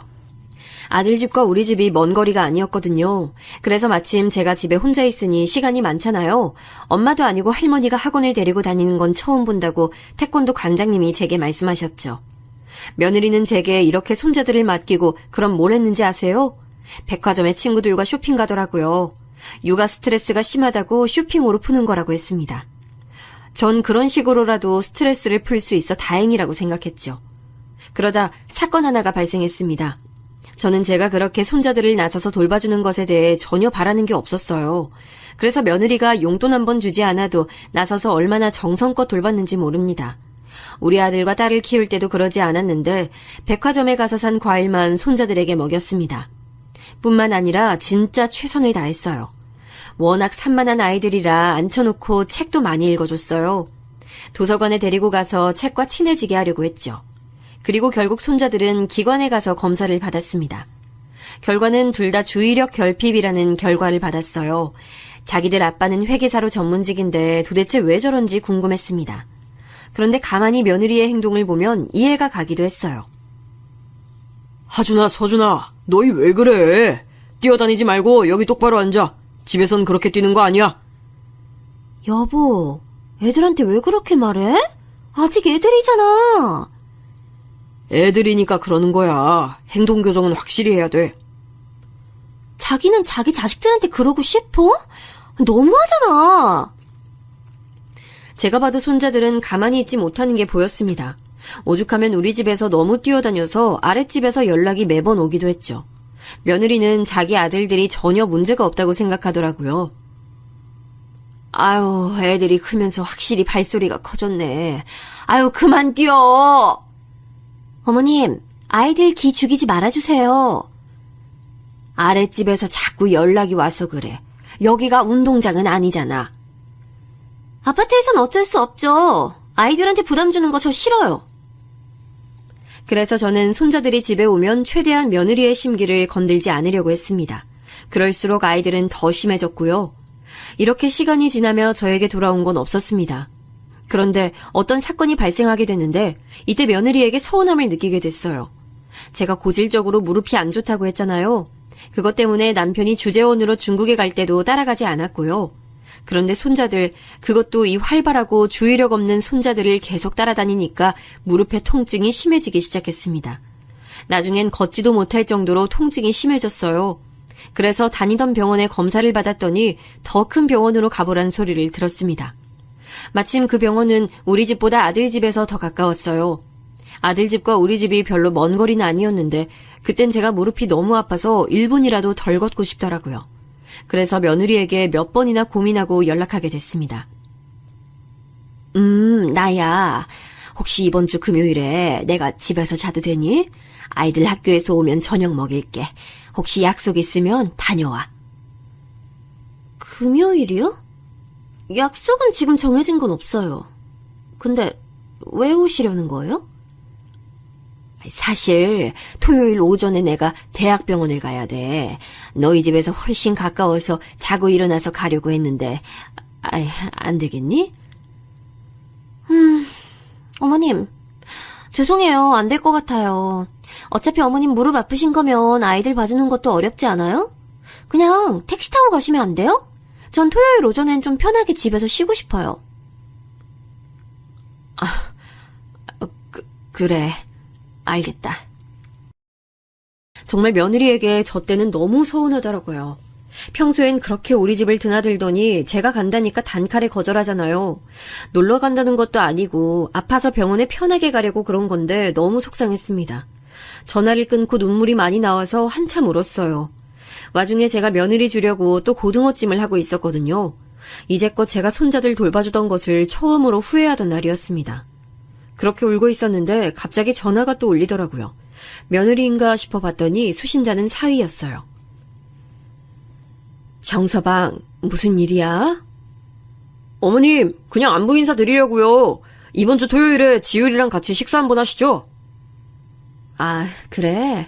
아니, 나야 너무 좋지. 그런데 내가 무릎이 아파서 병원에 가려고 해. 무릎이요? 어머님 병원 가셔야 돼요? 아이, 그럼 말씀을 당연히 하셨어야지. 제가 같이 가드릴게요.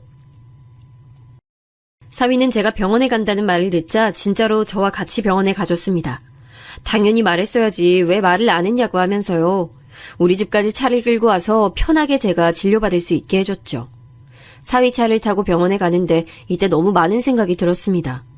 제가 손자들을 돌보느라 손녀는 많이 봐주지도 못했거든요. 물론 딸 부부는 저에게 염치 없이 손녀를 무작정 맡기는 사람들도 아니었고요. 제가 어쩌다 명절 때 손녀를 돌봐주면 어찌나 고마워했는지 모릅니다. 돌이켜보니 딸 부부에게 진짜 고맙고 미안했어요. 동시에 며느리를 향한 서운함은 점점 커졌습니다. 사위는 저에게 그날 소고기까지 사 먹이는 모습을 보고 너무 미안했죠. 그래서 너무 속상한 마음에 한동안 며느리가 아이들을 데리고 와도 전처럼 대하지 않았습니다. 정확히 얘기하자면 손자들에겐 똑같이 대했어요. 하지만 며느리에겐 저도 나름 예전처럼 다정하게 굴지 않았습니다. 며느리는 어찌나 당당한지 마치 그 일이 없었던 것처럼 대하더라고요. 괘씸했습니다. 사실 이 일을 아들과 딸에게 말하려고 했었어요. 그런데 아들은 너무 바빠서 집에도 잘 들어오지 않았거든요. 제대로 먹지 못해서 점점 말라가는 모습을 보니 말이 나오지 않았습니다. 딸에게 말하면 그때는 딸이 참지 못할 것 같았어요. 안 그래도 사이가 안 좋은 돌이라 거기에 기름 붓고 싶지 않았습니다. 그래서 내년에 한국으로 갈 것 같아. 오랜만에 우리 가족들도 보고 싶네. 며느리는 어때? 뭐 똑같지. 손자들도 많이 자랐어. 확실히 초등학교 들어가고 쑥쑥 자랐지. 우리 가족 너무 보고 싶다. 우리 딸하고 아들은 당연하고 멀리 있으니까 사위랑 며느리까지 보고 싶더라. 원래 타지에 있으면 그렇다잖아. 당신 들어오는 거 알릴게. 무엇보다도 남편도 슬슬 중국 생활을 정리하고 한국으로 들어올 예정이었거든요. 원래 계획했던 것보다 몇 년 더 미뤄져서 제가 더 외로웠습니다. 하지만 남편도 곧 들어오니 그냥 저 일은 제 가슴속에 묻고 살아가려고 다짐했죠. 저만 조용히 하면 가정의 평화를 지킬 수 있잖아요. 그래서 속상하고 서운한 마음은 저만 알고 있자고 다짐했습니다. 그런데 그 다짐은 산산조각이 나게 됐습니다. 어머님, 친정에 급한 일이 생겼어요. 아이들 부탁드려요. 며느리는 전화도 아니고 대면도 아니고 문자로 통보했어요. 그걸 보고 저도 기가 막혀서 전화했더니 받지도 않았죠. 결국 저는 꾹 참고 손자들을 데리고 집으로 왔습니다. 그런데 둘째 손자가 저에게 치아가 아프다고 징징거리더라고요. 계속 아프다고 눈물까지 보이길래 치과에 데려갔더니 거기서 의사 선생님이 뭐라고 했는지 아세요? 아니, 아이들 치아가 말도 아니에요. 이 정도면 가정에서 아예 방치했다고 봐야 합니다. 충치가 몇 개야. 제대로 양치도 안 하는 것 같네요. 이러면 큰일 나요. 그래요? 심각한 상태인가요? 전 그것도 전혀 몰랐네요. 너무 심각해요. 오늘 일단 임시로 치료하고 또 오셔서 하셔야 돼요. 아이들 치아 상태가 아주 엉망이었습니다. 저는 제 돈으로 손자들 치과 비용까지 결제하게 됐어요. 그러면서 화가 났습니다. 돈은 문제가 아니었어요. 문제는 방치였습니다. 집에서 도대체 뭘 하길래 아이들을 제대로 돌보지 않는 거지라는 마음이 들었어요. 그것도 우리 아들이 돈을 못 버는 것도 아니잖아요. 전문직 회계사 아내로 살면서 저러는 게 슬슬 마음에 들지 않았습니다. 딸이 말했던 것처럼 돈은 우리 아들이 평생 공부해서 그걸로 버는데 혜택은 전문대 나온 가정주부인 며느리가 쓰잖아요. 그것도 내줘도 전혀 못해서 아들은 점점 말라가고 아이들은 이렇게 방치시키고요. 속으로 부글대는 마음을 누르고 손자들을 데리고 집으로 돌아왔습니다. 아이들은 치과가 처음이라 많이 울었어요. 아프다고 징징대는 아이들을 어르고 달래며 집으로 데려왔죠. 손자들이 아들들이라 먹성이 아주 좋아요. 그날도 급하게 집에 오면서 마트에 들러 고기를 샀습니다. 할머니, 이거 질겨. 응, 나 이 아파서 못 먹어. 딴 거 해줘. 뭐? 그럼 뭐가 있을까? 잠시만 기다려봐. 특히 둘째 손자가 충치 치료를 많이 했거든요. 그래서 음식을 씹으면 아프다고 했어요. 그렇게 좋아하는 고기를 씹지 못하는 모습을 보니 마음이 아팠습니다. 제가 아무리 며느리에게 화가 나도 손자들은 잘못이 없잖아요. 또 아픈 모습을 보니 저도 아프더라고요. 뭘 해줘야 할까 생각하다 문득 간장 계란밥이 생각났습니다. 이 간장 계란밥에는 사연이 또 있거든요. 큰 건 아니고 우리 아들이 공부할 때 찾던 게 간장 계란밥이었어요. 학창 시절에 잠도 못 자고 밥도 제대로 먹지 못했던 아들이 즐겨 찾던 음식이었죠. 제가 큰맘 먹고 전복을 사서 손질해서 줘도 먹지 않던 아들이 좋아하던 음식이었죠. 혹시나 하는 마음에 오랜만에 간장 계란밥을 내서 손자들을 줬더니 너무 잘 먹는 거예요. 그 먹는 모습을 보니 아들 생각이 나며 웃음이 났습니다. 맛있어? 그 네 아빠가 그렇게 좋아하던 음식인데. 응, 부드러워서 좋아. 너무 맛있어. 엄마한테도 해달라고 할래. 아마 아빠한테 해달라고 해도 알 거야. 워낙 좋아했거든. 하준이도 많이 먹어. 할머니, 이거 진짜 맛있어. 나 한 그릇 더 해줘. 손자들은 예상보다 훨씬 맛있게 먹었습니다. 그 모습을 보니 며느리 생각은 들지 않았어요. 밥도 먹이고 손자들과 산책도 다녀오니 며느리가 집에 왔습니다. 앙금이 완전히 사라진 건 아니었어도 잘 먹는 손자들을 보니 저도 기분이 좋았어요. 그래서 나름 살갑게 며느리를 맞아줬습니다. 며느리는 자기 아들들에게 할머니가 어떤 음식을 해줬는지 묻더라고요. 손자들은 신나서 간장 계란밥 먹었다고 자랑했습니다. 흐뭇하게 보며 며느리에게 맛있게 만드는 방법을 알려주려고 했는데 예상 밖의 말이 돌아왔어요. 아니, 어머니, 애들한테 간장 계란밥 먹였어요? 너무 하시네? 저번에 병원 사건 때문에 그러신 거죠? 진짜 언제까지 그러실 거예요? 불만 있으면 저한테 직접 얘기를 하세요. 먹는 걸로 이러시면 어떡해요? 뭐? 지금 뭐라고 했니? 아니 내가 아무리 그래도 우리 손자들에게 음식으로 불만을 풀 것 같아? 너야말로 지금 너무한 거 아니야? 아니, 요즘은 제가 아이들 많이 맡기지도 않았잖아요. 고기 반찬 해주시는 게 그렇게 어려우세요? 너 말 잘했다. 내가 삼겹살 구워줬더니 애들이 치아 아프다고 먹지를 못하더라. 도대체 가정에서 어떻게 키우길래 애들 치아 상태가 엉망이야? 뭐라고요? 제가 알아서요. 저번에 병원 사건 때문에 우리 아들들 건강 상태까지 뭐라 하시는 거죠?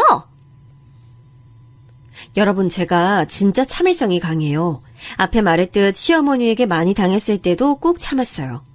며느리가 이제껏 결혼하고 항상 저런 태도를 보여도 꾹 참았습니다. 그런데 사람이 참다 보니까 참을 수 없는 선이 있더라고요. 아무리 인내심과 참을성이 강해도 며느리가 시어머니에게 저러는 건 아니지 않을까요? 아니, 인간 대 인간으로도 저건 너무하지 않습니까? 순간 머릿속으로 결혼 전에 인사 왔을 때부터 모든 장면이 지나갔어요.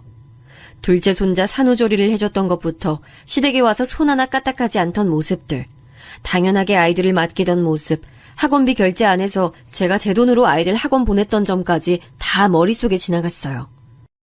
저 하나만 참으면 될 것 같아 참았는데 도저히 안 될 것 같았습니다. 그동안 몇 년을 참았는데요. 이 생각이 들자 저도 모르게 행동이 나오더라고요. 진짜 평생 착해서 오히려 미련하고 답답하다는 소리만 듣던 제가 며느리의 뺨을 때렸습니다. 며느리는 믿을 수 없다는 표정으로 저를 쳐다봤어요. 지금 뭐 하시는 거예요, 어머니? 미치셨어요? 미친 건 네가 미쳤지? 네 새끼 네가 키워, 뒤지기 전에. 날 뭘로 아는 거야? 내가 네 아들들한테 어떻게 했는데 이런 식으로 나와? 이거 내 아들도 알아? 진짜 와, 어머니 이러시는 거 아니에요. 시끄러! 그럼 내 아들 불러! 실제로 저는 분노에 차올라 바로 아들에게 전화를 했습니다. 평소에 바쁜 것을 하니 절대 제가 먼저 전화한 적이 없었거든요. 덕분에 아들은 제가 전화하자 무슨 일이 생긴 줄 알고 전화를 바로 받았습니다. 당장 집으로 오라고 소리 지르고 끊었어요. 아들에게 그런 식으로 소리 지르던 것도 처음이었죠. 며느리는 제 앞에서 울고불고 난리가 났습니다. 손자들도 엄마랑 할머니가 싸우니 둘이 펑펑 울었죠. 30분 후 아들이 도착했습니다. 저는 그동안 있었던 일을 다 말하기 시작했어요. 며느리가 제 앞을 가로막아도 밀치고 할 말을 다 했습니다. 내가 이제껏 돈 한 푼도 안 받고 네 아들들 돌봤어. 네 아들들 다니는 학원도 내 돈으로 보냈고, 그런데 병원에 가려고 너희 집에서 잔다니까 뭐? 오지 마? 그리고 내가 오늘 치과까지 가서 데려가고 다 결제하고 밥 먹였더니 고기 반찬이 아니라고 뭐라고 해? 엄마, 일단 진정하세요. 아니 근데 무슨 말이에요? 돈 한 푼을 받지 않았다뇨. 집사람이 항상 엄마 드린다고 돈을 얼마 받아갔는데? 아니 한 달에 200은 가져갔어요. 아니 여보, 말을 좀 해봐. 이게 무슨 일이야? 오해야. 다 오해야. 뭐라고? 난 너희 결혼하고 진짜 1원도 받은 적이 없어. 그렇게 무급으로 너희 아내 산후조리까지 해줬어. 근데 돌아오는 게 이런 취급이야? 아니 엄마 저 너무 당황스러워요. 산후조리 비용으로 제가 500만 원 드렸잖아요. 아들은 항상 저에게 돈을 보냈다고 주장했습니다. 알고 봤더니 며느리가 중간에서 본인이 드린다고 말했다고 해요. 당연히 그 돈은 저에게 돌아오지 않았죠. 저는 꿈에도 모르던 사실이었습니다. 아들도 믿을 수 없다고 며느리에게 사실을 해명하게 했어요. 아들은 이제껏 저에게 돈을 보냈다고 생각하고 있었고 저는 받은 적이 전혀 없었죠. 오히려 며느리가 그 돈으로 백화점에서 쇼핑하고 친구들 만나고 다니던 거였습니다. 안 그래도 미운 마음이 이제 배신감으로 가득 차기 시작했어요. 며느리는 아무 말도 하지 못하고 펑펑 울기 시작했습니다. 전혀 안쓰럽거나 그러진 않았어요. 아들도 배신감에 사무친 모습이었습니다. 마침 딸이 안부 전화가 왔길래 딸까지 집으로 불렀어요. 사위와 손녀까지 다 모인 자리에서 저는 있었던 말을 전부 했습니다. 사위는 내가 아프다고 했더니 바로 데리고 병원 가더라. 아니 내가 그 모습을 보고 너무 고맙고 미안해서. 아니에요 어머님. 그건 당연한 거예요. 가족이잖아요. 내가 세원이 처음부터 마음에 안 들었어. 당신 장난해? 우리 엄마가 네 노예야? 미쳤어? 딸은 제 얘기를 다 듣고 며느리에게 막말을 퍼부었습니다. 평소 같으면 제가 나서서 말렸을 텐데 절대 그러지 않았어요. 일부러 며느리에게 삿대질하며 욕하는 딸을 내버려뒀습니다. 제가 아니어도 다 말리지 않았죠. 심지어 아들까지도요. 엄마, 전 진짜 지금 믿을 수가 없어요. 배신감에 애초에 결혼한 이유가 내조 때문이라고요. 엄마가 평생 고생하셨으니 집에서 시댁에게 잘하고 아이들 잘 돌보라고 결혼한 거였는데. 아들은 정말 착잡해 보였습니다. 그 뒤로 어떻게 됐냐고요? 아들은 진지하게 이혼한다고 전했습니다. 마침 또 그때 우리 남편이 중국에서 돌아왔어요. 남편에게도 당연히 있었던 모든 일을 말했습니다. 어머님, 제가 잘못했어요. 제발 용서해주세요. 앞으로 절대 그런 일 없을 거예요, 어머님. 제발요. 저 이혼은 안 돼요. 네가 여기가 어디라고 찾아와! 당장 안 꺼져! 내 아내에게 그동안 무슨 일을 한 거야? 제가 잘못했습니다. 다신 이런 일 없을 거예요. 용서해주세요. 당장 우리 집 앞에서 사라져. 계속 이러면 경찰 부를 거야. 저는 끝까지 며느리를 용서하지 않았어요. 남편이 옆에서 든든하게 맞서주니 고마웠습니다. 며느리는 잊을만 하면 찾아와서 빌고 있는데 그럴수록 짜증만 더 나는 상태입니다. 아들은 그동안 며느리가 저런 행동을 했을 줄 꿈에도 모르고 있더라고요. 저에게 미안하다고 울며 사과하는 아들을 보고 마음이 아팠습니다. 일이 바빠 아내에게 모든 권한을 줬다고 하더라고요. 카드 사용 내용을 제대로 보지 않았었는데 이번 기회에 봤대요. 그랬더니 아이들과 시댁엔 절대 쓰지 않고 죄다 친정과 본인 사비로 쓴 정보밖에 없었다고 합니다. 치가 떨리는 배신감에 잠도 못 잤다고 하는 아들을 보니 마음이 아팠어요. 결국 합의 이혼은 하지 못하고 지금 법원에서 이혼 소송을 하는 중입니다. 제가 더 놀랐던 건 그래서 손자들을 우리 집에서 돌보고 있는데 오히려 좋아하더라고요. 엄마가 얼마나 자기들을 챙겨주지 않았으면 자식들이 엄마를 거부하는 건지 궁금할 정도로요. 남편도 중국에서 와서 제 옆에 있으니 예전처럼 외롭지도 않아요. 아들도 아이들 돌보는 비용을 아주 넉넉히 주고 있습니다. 이제야 제 인생에 행복이 온 것 같아요. 딸은 이혼소송 소식을 듣자 너무 잘 됐다고 처음부터 마음에 들지 않았다며 아주 좋아했습니다. 며느리한테 해줬던 것에 배신감을 느꼈는데 이제는 사위에게 오히려 고마운 마음이 들었어요. 그래서 남편이 중국 주재원으로 가서 벌어온 돈을 딸의 집 이사하는 데 보태줬어요. 그랬더니 사위가 감사하다고 저를 호텔 뷔페에 데려간 거 있죠. 이렇게 받는 것에 감사하는 사람에게 마음이 더 가는 건 어쩔 수 없나 봐요. 앞으로 인생 경험을 했다 치고 딸 부부와 행복하게 살아가겠습니다. 제 사연은 여기까지인데 재밌게 들으셨나요? 재밌으셨다면 다행입니다. 들어주셔서 진심으로 감사합니다. 모두 행복한 하루 보내세요.